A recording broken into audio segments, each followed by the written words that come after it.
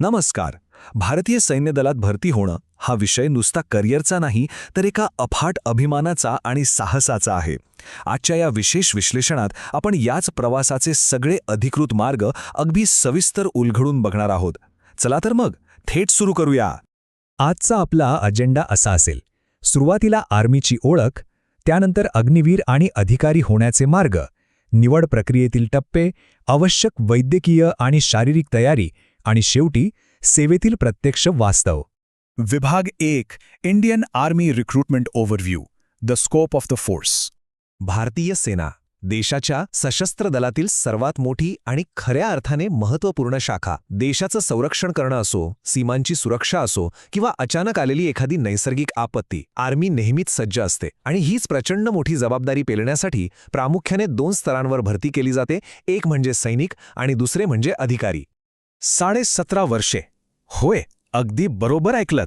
हा तोच निर्णायक आकडा आहे जिथून कोणताही तरुण नागरिक अग्निवीर योजनेद्वारे अधिकृतपणे आपला लष्करी प्रवास सुरू करू शकतो. विचार करा, वयाच्या अवघ्या 17.5 वर्षांपासून देशसेवेची दारे खुली होतात. विभाग 2. अग्निवीर आणि soldier pathways. The 4 year commitment. आता लष्करी भरतीमध्ये शैक्षणिक कागदपत्र म्हणजे जणू प्रवेशद्वारच आहेत. उमेदवारांचे शिक्षण ठरवते की पुढे कोणता मार्ग मिळेल. 10वी पास असणाऱ्या उमेदवारांना थेट जनरल ड्युटी म्हणजे जीडी मिळते. जर 12वी सायन्स म्हणजे पीसीएम असेल तर टेक्निकल विभाग खुला होतो. इंग्रजीसह 12वी पास असलेल्या उमेदवारांना क्लर्क म्हणून डेटा व्यवस्थापनाची जबाबदारी मिळते. आणि 8वी किंवा 10वी पास असलेल्यांसाठी ट्रेड्समन म्हणून अत्यंत महत्त्वपूर्ण अशा सहाय्यक भूमिकांमध्ये प्रवेश मिळतो. या सर्वांमध्ये जनरल ड्युटी किंवा जीडी हा खऱ्या अर्थाने आघाडीच्या संरक्षणाचा मुख्य कणा आहे. इथे शैक्षणिक अट जरी कमी असली तरी शारीरिक क्षमतेची मात्र सर्वोच्च पातळी गाठावीच लागते. सीमेवर पहारा देणे, नियमित गस्त घालणे आणि अत्यंत सखोल युद्ध प्रशिक्षण पूर्ण करणं यातील मुख्य आणि खरोखरच सर्वात कठीण अशा जबाबदाऱ्या असतात. विभाग 3. Leading as an officer, commanding the front lines. ज्यांना फक्त सूचनांचे पालनच नाही तर प्रत्यक्ष दलाचे नेतृत्व करायचे आहे, त्यांच्यासाठी हे 2 अत्यंत प्रतिष्ठेचे मार्ग आहेत. एकीकडे आहे एनडीए, जिथे थेट 12वी नंतर प्रवेश मिळतो, पण सोबत यूपीएससी परीक्षा आणि अत्यंत कडक प्रशिक्षण उत्तीर्ण करणे अनिवार्य असते. आणि दुसरीकडे आहे सीडीएस, जिथे पदवीधर झाल्यानंतर उमेदवार यूपीएससी परीक्षेद्वारे प्रवेश मिळवू शकतात. म्हणजे पहा, 12वी नंतर लगेच सुरुवात करा किंवा पदवी घेऊन या. टप्पे वेगळे आहेत पण अंतिम ध्येय एकच: ऑफिसर बनणे. आणि या जबाबदारीसोबतच मिळणारा मोबदलाही तितकाच लक्षणीय आहे. अग्निवीर म्हणून सुरुवात करताना दरमहा साधारण 30,000 रुपयांचं सन्मानजनक पॅकेज मिळतंय, हे आपण जाणतोच. पण अधिकारी म्हणजेच ऑफिसर रँक मिळवल्यास सुरुवातीचे हेच आर्थिक स्वरूप थेट 56,000च्या वर जाते. साहजिकच आहे, हा आर्थिक फरक त्या पदाच्या वाढत्या जबाबदारीचे आणि नेतृत्वाचे थेट प्रतीक आहे. विभाग 4. The selection gauntlet, surviving the trials. फक्त योग्य मार्ग निवडणे पुरेसे नसते. इथून पुढे सुरू होते ती खऱ्या क्षमतेची चाचणी. ही 4 टप्प्यांची क्रमवार प्रक्रिया म्हणजे एक अत्यंत कठोर चाळणीच आहे. सगळ्यात आधी ऑनलाईन परीक्षा, त्यानंतर शारीरिक चाचणी, मग वैद्यकीय चाचणी आणि सरते शेवटी येते ती गुणवत्ता यादी म्हणजेच मेरिट लिस्ट. अत्यंत सक्षम मन आणि कणखर शरीर असणारे उमेदवारच या अंतिम यादीत धडक मारतात. शारीरिक चाचणीचे निकष ऐकूनच अनेकांना घाम फुटू शकतो.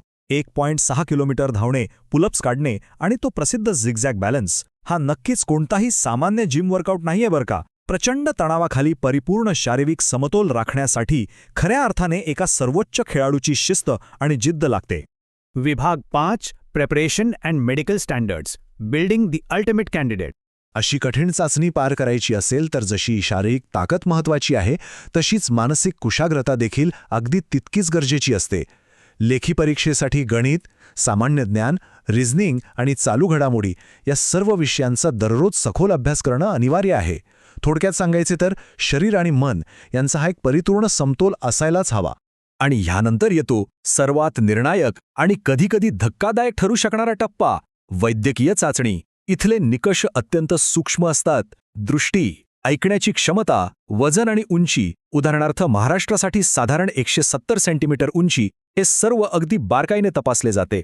पायाचा तळवा सपाट असणे, ज्याला फ्लॅट फूट म्हणतात, किंवा चालताना गुडघे घासणे म्हणजेच नॉकनी यांसारख्या अगदी किरकोळ वाटणाऱ्या गोष्टींवरूनही उमेदवाराची वैद्यकीय अपात्रता ठरू शकते. इथे कोणतीही सूट मिळत नाही. प्रशासकीय शिस्त तर प्रत्यक्ष मैदानात उतरण्याआधीच सुरू होते. आधार कार्ड, 10वी आणि 12वीची मार्कशीट, जात आणि रहिवासी प्रमाणपत्रे, पासपोर्ट साईज फोटो आणि लागू असल्यास NCC प्रमाणपत्र. ही सर्व अनिवार्य कागदपत्रे वेळेवर आणि अचूकपणे सादर करावीच लागतात. यात थोडी जरी चूक झाली तर हा संपूर्ण प्रवास तिथेच अगदी सुरुवातीलाच थांबवला जाऊ शकतो. विभाग 6. The reality of service, honour versus hardship. आता प्रत्यक्ष सेवेतील वास्तवाकडे वळूया. सशस्त्र दळात मिळणाऱ्या सुविधा खरोखरच अतुलनीय असतात, यात शंकाच नाही.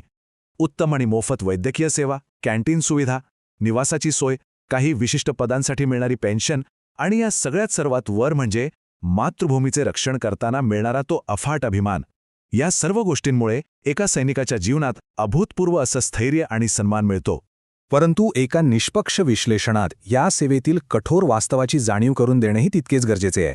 अतिशय खडतर प्रशिक्षण, उच्च शिस्तबद्ध अशी जीवनशैली, प्रत्यक्ष युद्धभूमीवरील डोळ्यात पाणी आणणाऱ्या आणि अत्यंत धोकादायक परिस्थिती आणि महिनोन्महिने आपल्या कुटुंबापासून दूर राहण्याचा तो मोठा त्याग, या सगळ्या आव्हानांची पूर्ण मानसिक तयारी असणं खूप खूप आवश्यक आहे.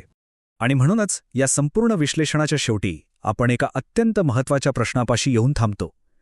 कडक शिस्त आणि सर्वोच्च त्यागाचे हे जीवन, देशाचे रक्षण करण्याच्या या अफाट प्रतिष्ठेपुढे या गणवेशाने मागितलेले हे कठोर त्याग खरोखरच सार्थ वाटतात का? याच एका सखोल विचारासह आपण आजचे हे विश्लेषण इथेच थांबूया.